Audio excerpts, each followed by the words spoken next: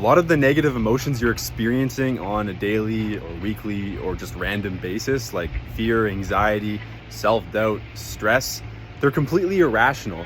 And it's due to this little thing called our emotional home.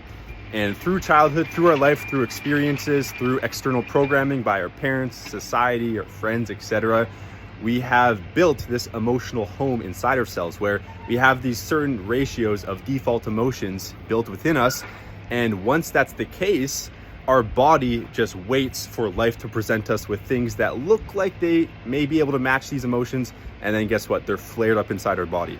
So for example, if one of your base default emotions is stress or depression, then your body and your reticular activating system in your mind, essentially your filter that you see life through, it just looks for any opportunity possible in life to activate that default emotion. So if you find yourself experiencing one of these emotions over and over and over again, it's not because life is hard, it's not because these things just happen to you, it's because that's what your body wants and therefore it looks for it. So where to go from here? Every time one of those emotions come up, ask yourself, where is this really coming from? What is the story I'm telling myself behind this emotion?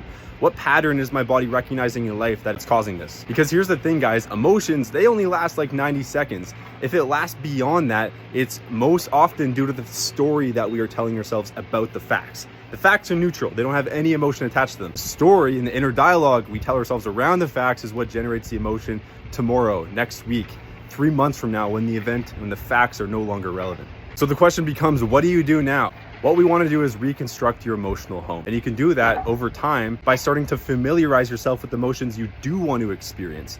So this is where the gratitude practices come in. And you can even sit and visualize your future, familiarize yourself with peace, with joy, with connection, with contentness, with happiness, and start to actively practice these emotions, because the more reps you get in, the more it will change your emotional home. So despite the fact that practicing gratitude daily or whatever else seems maybe like a fluffy habit that's kind of watered down in the personal growth environment, it really works. And this is the way that you start to change your emotional home, aka change the quality of life and change your future. Because let's face it, your future and the results you create in life are a direct correlation to your state of being and your emotional home. Because when you feel like $1 million, you take $1 million action. When you feel like shit, you take shit action, and you have shit thoughts.